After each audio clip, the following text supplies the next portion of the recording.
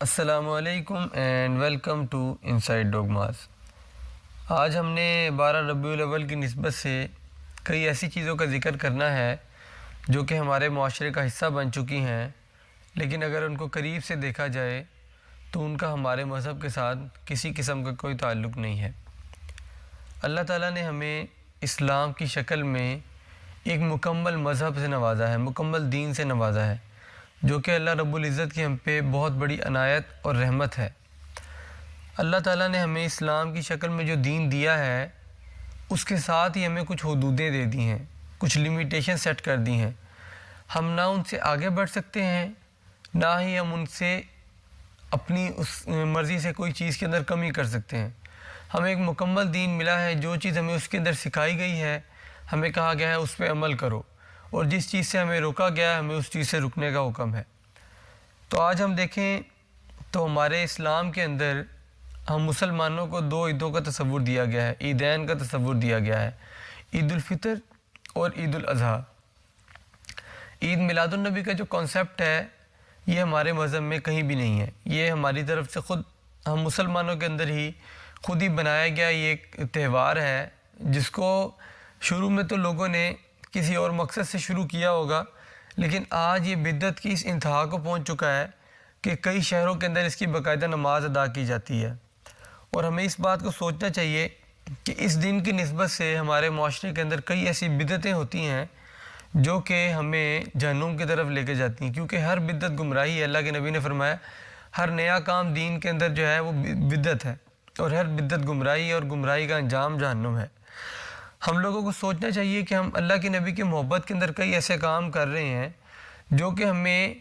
ہماری عقلوں پہ پردے ڈال رہے ہیں، اور وہ اللہ کے نبی کے صحابہ نے نہیں کیے جو ان سے اتنی محبت کرتے تھے، تابعین نے نہیں کیے، تبع تابعین نے نہیں کیے، اولیاء کرام نے نہیں کیے، اور یہ چند سو سال پہلے شروع ہوئے، اور وہ کام ہم لوگوں کو اتنے پسند آئے ہیں کہ وہ ہم نے اپنا حصہ ہی بنا لیا ہے زندگی کا، اور وہ ہم لوگوں کو دین سے کئی حد تک دور لے کے جا رہے ہیں۔ اگر ہم غور کریں، تاریخ کا مطالعہ کریں، تو ہمیں اس بات کی سمجھ آتی ہے کہ چاہے آپ کا تعلق کسی بھی مسلک یا فرقے سے ہو، حالانکہ اس چینل پہ مسلک یا فرقے کی بات نہیں کی جاتی، پھر بھی اگر آپ مطالعہ کریں تو آپ کو پتہ چلتا ہے کہ اللہ کے نبی کی جو پیدائش کا دن ہے اس پہ تمام علماء کا آپس میں اختلاف ہے، اور کئی عالم، کئی جید علماء اس چیز پہ ڈٹے ہوئے ہیں کہ 12 ربیع الاول کسی صورت بھی اللہ کے نبی کے پیدائش کا دن نہیں ہے صلی اللہ علیہ وآلہ وسلم، لیکن جو ان کی وفات کا دن ہے اس پہ تمام علماء کا اتفاق ہے کہ وہ 12 ربیع الاول کا ہی دن ہے۔ پھر ہم دیکھیں اس دن کے اندر کئی ایسے کام ہو رہے ہیں، 12 ربیع الاول کے دن کے اندر، وفات کے دن کے اوپر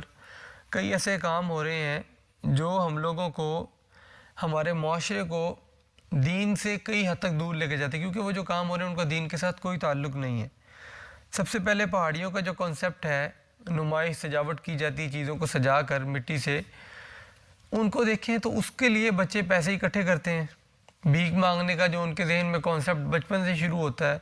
اور وہ اتنا آگے بڑھ جاتا ہے کہ وہ اس سے مل جل کے پھر وہ اس سے پہاڑیاں بناتے ہیں، اور پھر پہاڑیوں پہ مکہ مکرمہ کے ماڈل بنائے جاتے ہیں، پھر شام کو انہی ماڈلوں کو توڑ کر ان کی بے حرمتی کی جاتی ہے، پھر انہی پہاڑیوں کے اوپر ڈیک لگا کے پورا دن میوزک بجایا جاتا ہے، نعتیں پڑھی جاتی ہیں، اور ان کا اس طرح کا اتنا والیوم اس کا کر دیا جاتا ہے کہ اذان کی آواز بھی ان دنوں میں سنائی نہیں جاتی اس پورے دن کے اندر۔ پھر پہاڑیوں کے علاوہ اگر دیکھیں تو اس دن کتنے جلوس نکلتے ہیں،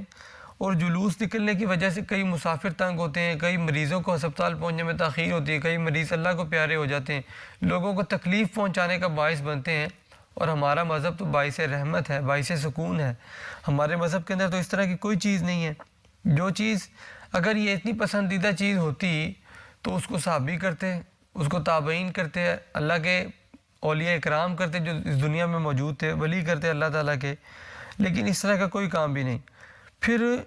جو مجالس میں شرکیہ نعتیں پڑھی جاتی ہیں، اور اس شرک کا ذمہ دار کون ہے؟ کئی ایسے الفاظ ہوتے ہیں جو کہ شرک ہوتے ہیں، تو اس شرک کو اللہ تعالیٰ نے تو قیامت والے دن معاف بھی نہیں کرنا۔ تو کہیں ایسا تو نہیں کہ ہم اللہ کے نبی کے محبت کے نام پہ ایسے کام کر رہے ہیں جو کہ ہمیں اللہ تعالیٰ سے بھی دور کر رہے ہیں، اور اللہ تعالیٰ کے لیے سخت ناپسندیدہ ہمارے اعمال بن رہے ہیں۔ اس کے بعد جب پہاڑیاں بن جاتی ہیں، پھر عورتیں نکلتی ہیں، بے پردگی ہوتی ہے، عورتوں کی نمائش ہوتی ہے، اور یہ اتنا سخت گناہ ہے۔ کوئی بھی فرقے کا عالم آپ کو یہ نہیں کہے گا کہ آپ ایسے تہواروں کو بنا کر آپ عورتوں کی بے پردگی کروائیں، بے حرمتی کروائیں، نمائش کروائیں اور لوگوں کو باہر دھکے پڑ رہے ہوتے ہیں۔ پھر سب سے بڑی چیز، کیونکہ اصل میں یہ کانسیپٹ سمجھا جاتا ہے کہ آپ صلی اللہ علیہ وسلم کی برتھ ڈے کا ہم دن منا رہے ہیں، نعوذ باللہ من ذالک، اور اس دن کے اندر آپ صلی اللہ علیہ وسلم کا نام لکھ کے کیک کاٹا جاتا ہے، اور آپ صلی اللہ علیہ وسلم کے نام کے یعنی جب وہ کیک کٹا تو نام بھی کٹ گیا۔ اس سے بڑی گستاخی اور بے حرمتی کیا ہو سکتی ہے کہ آپ صلی اللہ علیہ وسلم کے نام کے اوپر چھری پھیری جاتی ہے، اس کو کاٹا جاتا ہے نعوذ باللہ، اور اس کے بعد جو ہے مکہ مکرمہ کے ماڈل بنائے جاتے ہیں اس دن کی نسبت سے، اور پھر ان کو بھی کاٹا جاتا ہے۔ یہ سب یعنی گستاخی کے اندر چیزیں آ جاتی ہیں۔ اب سوچنے کی بات یہ ہے کہ ہمیں قیامت والے دن ہم سے جو 5 سوال ہونے، اللہ کے نبی نے فرمایا کہ وہ بندہ اپنے قدم آگے نہیں بڑھا سکے گا۔ میں پیچھے اس پہ ڈیٹیل میں ایک ویڈیو بنا چکا ہوں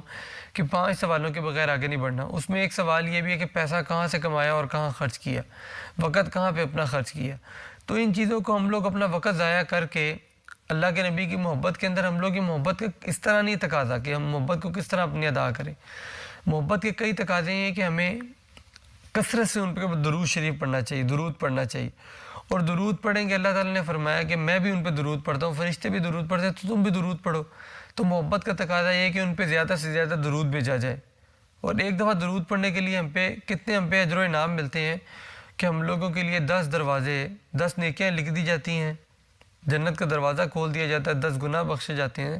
اور 10 درجات بلند ہو جاتے ہیں۔ اس کے بعد ہمیں پھر کیا کرنا چاہیے؟ اگر اللہ کے نبی کے ساتھ محبت کا تقاضا پورا کرنا ہے، ان کے احکامات ہیں ان کو ماننا چاہیے، نمازوں کی پابندی کرنی چاہیے، اور ان کی جو سنتیں ہیں اس کو دوبارہ زندہ کرنا چاہیے۔ اس دور کے اندر ایک سنت کو زندہ کرنا 600 شہداء کا ثواب ہے، تو اس طرح کی کام کرنے چاہیے۔ پھر اگر ان کی پیدائش کے دن کے اوپر ہی ہم نے پیدائش کا دن سمجھ کے ہی کام کرنا ہے،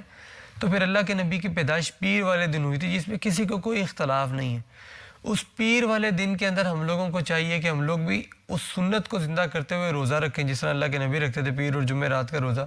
پیر کا روزہ اللہ تعالیٰ کے شکرانے کے لیے کہ ان کی پیدائش کا دن تھا، تو ہم لوگوں کو پیر کے دن کے نسبت سے پھر وہ سارے کام کرنے چاہیے جو اللہ کے نبی نے کیے۔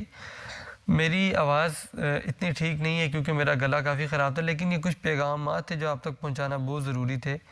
میری دعا ہے کہ اللہ تعالیٰ ہم سب لوگوں کو ان چیزوں کو سمجھنے کی توفیق دے، اور اگر ہم کوئی ایسی بدعت کے اندر انوالو ہیں، کوئی شرک کے کام کے اندر انوالو ہیں، تو ہم لوگوں کو چاہیے ہم اللہ تعالیٰ سے پناہ طلب کریں،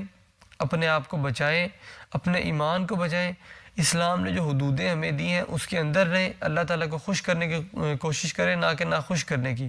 کیونکہ یہ ساری چیزیں گمراہی کی طرف لے کے جاتے ہیں، اور گمراہ انسان کبھی جنت میں نہیں جائے گا۔ ہم لوگ نماز کے اندر بھی اللہ تعالیٰ سے یہی دعا مانگتے ہیں کہ ہمیں نہ مغضوب میں لے کے جائے اور نہ ہی ضالین میں، نہ ہی ان لوگوں میں شامل کر جن پہ تیرا غضب ہو، نہ ہی گمراہوں میں۔ تو اللہ تعالیٰ سے دعا ہے کہ اللہ تعالیٰ ہم لوگوں کو اپنی حفظ و امان میں رکھے اور ہمارے ایمان کی بھی حفاظت کرے، اور ہم لوگوں کو ساری زندگی شرک سے محفوظ فرمائے، اور ہم لوگوں کی عبادات کو قبول کرے، اور یہ جتنے چیزیں ہمیں اسلام سے دور لے کے جا رہی ہیں، بدعتیں گمراہیاں، اس سے ہم لوگوں کو بچا کے رکھے، اور ہمیں حقیقی معنوں میں اللہ کے نبی سے محبت عطا فرمائے اور ان کی سچی طرح پیروی کرنے کی توفیق دے۔ اسی دعا کے ساتھ آپ سے اجازت چاہوں گا، ہمیں اجازت دیجیے، اللہ نگہبان۔